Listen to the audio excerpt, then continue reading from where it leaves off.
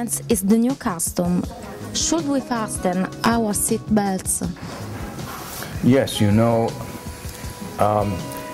we are beginning to say that change is the new norm, because stability is not the norm anymore. Things aren't going to remain the same. Things are going to change. And I go further and say that the new normality is turbulence, which means a continuous set of surprises, shocks, disruptions that you have to live with, which really means that a company, if it's very fixed and rigid, it would be like a battleship that can't turn around.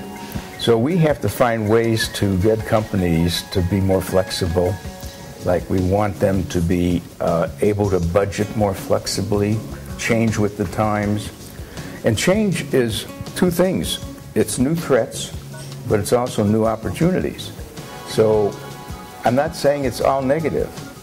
I mean, I could see where the second leader in an industry can become the first leader if a crisis causes more problems for the leader than the second leader. So we may even reverse the leadership.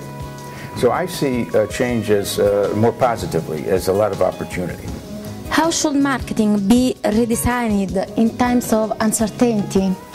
Well, in our new book with my co-author John Castiglione, and the book is called Chaotix, the business of managing and marketing in the age of turbulence. We say that companies need some new systems and processes. One, they need an early warning system, because some of these changes, although they seem to be sudden, are actually anticipated if you look at the handwriting on the wall and read the weak signals. So you need an early warning system. You also need a way of scenario planning. And by scenario planning, we mean to imagine some alternative futures where we can't put any probabilities on them. It's just like saying, what would it be like if the future is very pessimistic for a long time?